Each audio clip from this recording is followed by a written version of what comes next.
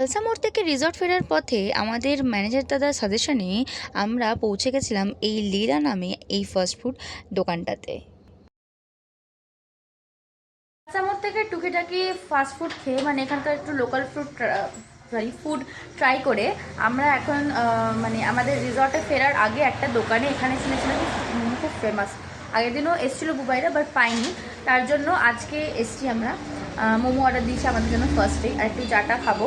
তো চলো মোমোটা কেমন টেস্ট একদম তোমাদের সাথে শেয়ারই করবো, তো পুরোটা সাথে দেখো। ফ্রাইড ম্যাগি হবে? ফ্রাইড হবে না, ড্রাই হবে। তো কি হবে ফ্রাইড হবে মানে তেলে ভাজবো না তুমি, ড্রাই হবে। আচ্ছা ঠিক আছে, তুমি আগে এইগুলো দাও, একটা ম্যাগি আর দুটো মোমো। হ্যাঁ ড্রাই ম্যাগি তো? হ্যাঁ হ্যাঁ। উইথ ডিম, উইথ প্লেন ডিম কি হইছে কি বলছো? জল দে বাবা করে না আমরা শুধু এখানে ও এবারে এসে আমার সাথে ও এবারে এসে আমাকে একটা ফটো তুলে দিয়েছে।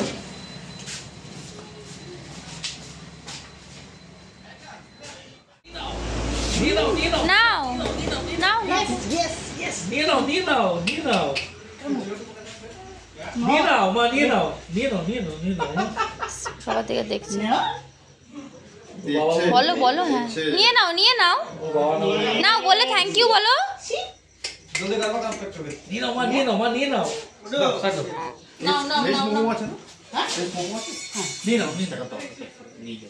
নাও না বাবু না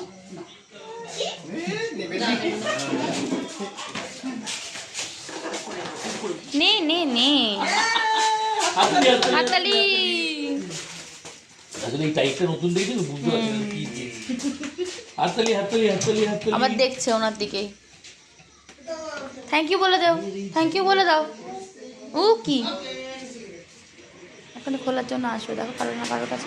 খুব বদমাইশ হয়েছে দেখ, আমাকে কেন দিচ্ছি? যখন বললাম নিতে নিসনি তো। আমাকে দে। দেখতেই পেলে এখানকার যে আন্টিটা ছিল মেয়েকে কিন্তু একটা ললিপপ দিয়েছিল, আর এখানে আমাদের চাও হাজির হয়ে গেল। পিঁপড়ে ছিল দেখেছিলিস তো? যাস না কিন্তু, যা পিঁপড়ে কামড়াতে যা আমার সাথে যা দেখি যা।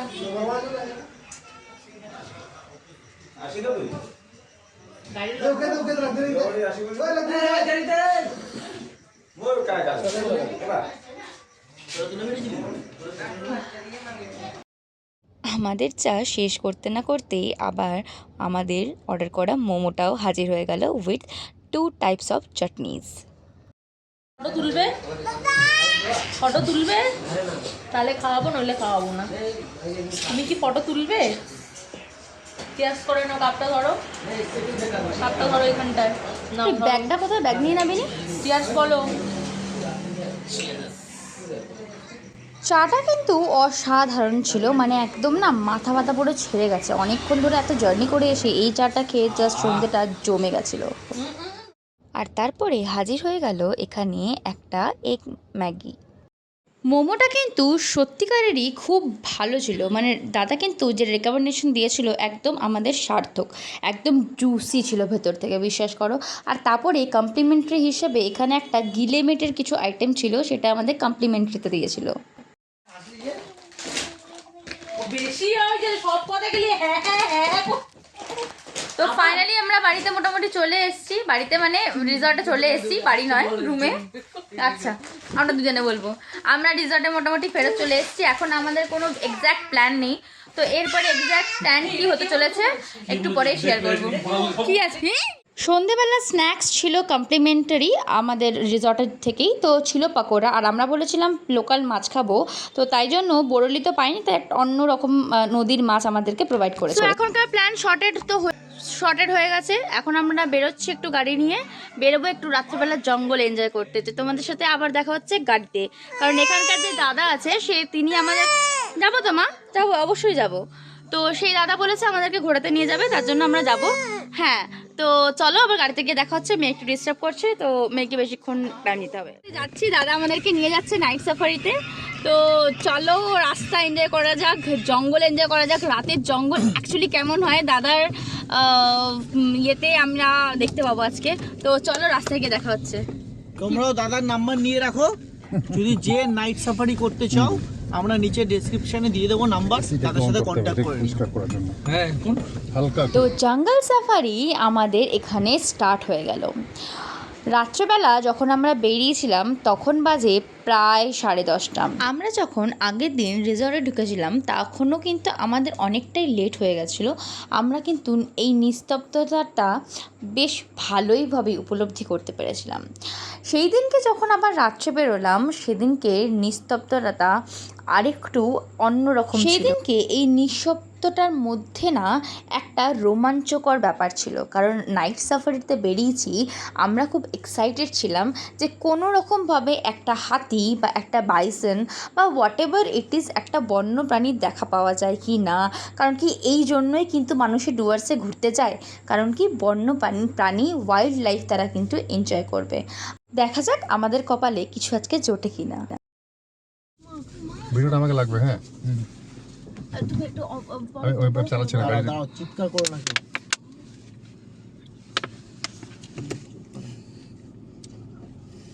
তোমাদের সাথে একটু আগে শেয়ার করছিলাম বন্যপ্রাণীর জন্য, আর দেখো হুট করেই একটা এই জঙ্গলে একটা একা হাতি। সত্যি বলতে একা হাতি কিন্তু খুবই ডেঞ্জারাস হয় আমি যতদূর শুনেছি। কিন্তু আমরা খুব লাকি যে আমরা যখন গজাননকে দেখেছি তখন কিন্তু সে কিন্তু খুবই শান্ত ছিল। আর আমার দেখে কিন্তু ফিল হয়েছিল আমাদের গাড়ির লাইটটা পড়ে ওর মানে নিজের খাবারকে দেখতে খুব সুবিধা হয়েছিল, তাই কিন্তু ও খুব একটা দেখতেই পাচ্ছ কোনো কিন্তু রিয়াকশান দিচ্ছে না।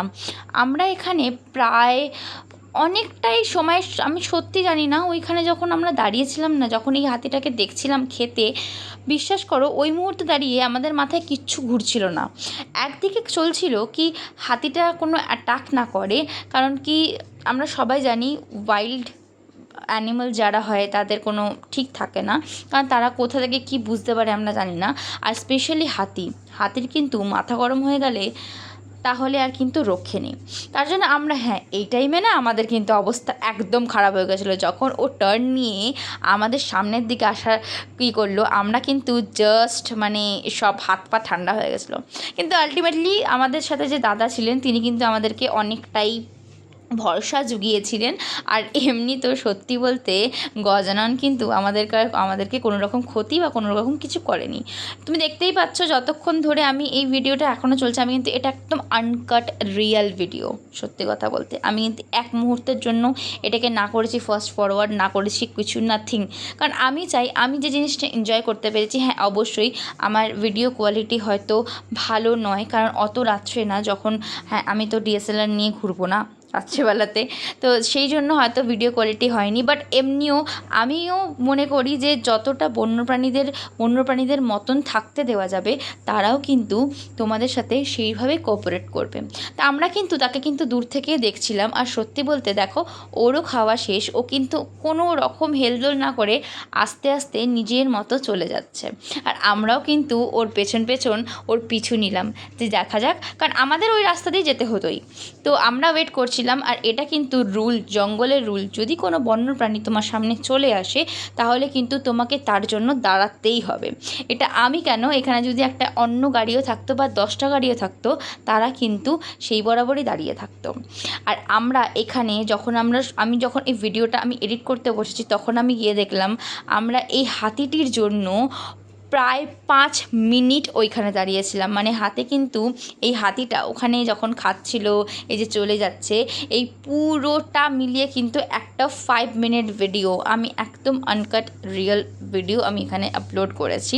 কারণ আমার ফিল হয়েছে কি মানে এটা আমার কাছে অনেক বড় পাওনা। অনেকে যারা ডুয়ার্স যায় শুধুমাত্র একটা হাতি বা একটা গন্ডার দেখার জন্য, আর সেখানে গিয়েই যখন আমরা প্রথম দিন গিয়ে একটা জংলি হাতির দেখা পেয়েছি, আবার সেই হাতিটা কিনা আবার সিঙ্গেল, যেটাকে বলে কি না দলছুট হাতি। এই হাতে কিন্তু একটু মানে যখন তখন যা ইচ্ছা করতে পারে। যাই হোক, হাতি দেখার পর জয় মহাকাল এটা বলতে ভুলে গেছিলাম। ওখানে কিন্তু হাতিকে সবাই মহাকাল হিসেবেই কিন্তু মানে। আর যাই হোক, চলো রিসর্টে ফিরে যাই, আর সেখানে গিয়ে তোমাদের সাথে আবার দেখা হচ্ছে।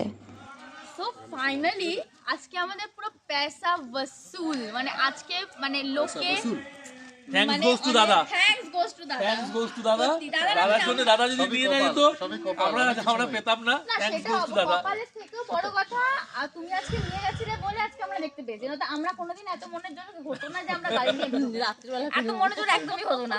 তো আজকে পুরো থ্যাঙ্কস গোস টু দাদা। আর তোমরা যদি আসো আমি তোমাদেরকেও সাজেস্ট করবো যে একবার অন্তত এলিফ্যান্ট সাফারি না, জঙ্গল সাফারিতে বেরিয়েও দাদার সাথে। তো যাই হোক, চলো এবার ডিনারটা করি, আর ডিনার ওখানে গিয়ে সবার সাথে দেখা হচ্ছে। হাসি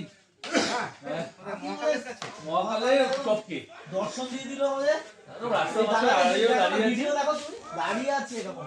আচ্ছা সিঙ্গেল হাতি মানে দর্শন। আমরা যে হাতি দেখতে পেরেছি এরকম জঙ্গল সাফারিতে রাত্রেবেলা বেরিয়ে, সেইটা শুনে এই দাদাটা যে কত এক্সাইটেড হয়েছে বিশ্বাস করো, ওখানে দাঁড়িয়ে আমি না একদম বুঝতে পারছিলাম। তোমরাও হয়তো ভিডিওতে দেখতে পারবে, এখানে দেখতেই পাচ্ছ কতটা এক্সাইটেড ওরাও যে আমরা হাতি দেখতে পেয়েছি রাস্তাতে, মানে এরকম ব্যাপার। আর এখানে আমাদের টেবিল মোটামুটি সেট আপ কমপ্লিট হয়ে গেছে। আর সেদিনকে ডিনার ছিল ভাত, ডাল, ভাজা, একটা তরকারি আর চিকেন। দুধু ভাতু কে ফার্স্ট ফার্স্টেও কি কি করেছে সেইগুলো ভিডিওতে বলে দেবো। না হ্যাঁ ফার্স্টে হাতিটা আমি দেখেছি, ওগুলো আমি uncut সবাইকে version। দেখিয়েছি, আমার জন্য ওরা দেখতে পেরেছি। ইয়েস, ঠিক আছে, সবাই আমার কথা মনে রাখবেন। ক্রেডিট গোস টু রন্ডিদা। সেই দিন রাতে কিন্তু আমার মেয়ে মোটামুটি ঘুমিয়েই পড়েছিল, তার জন্য আমাদের একটু শান্তি করেই মানে আমরা রাত্রের খাবারটা খেয়েছিলাম। রাতের খাবারটা বেশ ভালোই ছিল। যাচ্ছে। তো ফাইনালি আজকের দিনটা এন্ড হয়ে গেল, আমাদের এই ট্রাভেলিংয়ের আরও একটা দিন কমপ্লিটেড। আর আজকের দিনে যা দেখলাম মেমোরি হয়ে থাকবে, কারণ এরকমভাবে সত্যি তাই। আর এরকমভাবে একটা হাতি দেখা কপালের ব্যাপার। মানে আমরা যার সাথে গেছি, যে আমাদেরকে নিয়ে গেছে, সে অবধি বলছে যে আমি এত বছর পর দেখলাম, মানে আমি অনেক বছর পর দেখলাম। মানে এই কথাটা শুনে মানে কি ফিল হবে, মানে সত্যিই তাই। আজকে ভীষণ মজা হয়েছে। তো ব্লগটা এখানের মতো শেষ করছি, আবার নেক্সট ব্লগে দেখা হচ্ছে। ততক্ষণ টাটা। আর ভিডিওটা ভালো লেগে থাকলে অবশ্যই লাইক, শেয়ার অ্যান্ড সাবস্ক্রাইব করতে ভুলো না ফর মোর সাচ ভিডিওস।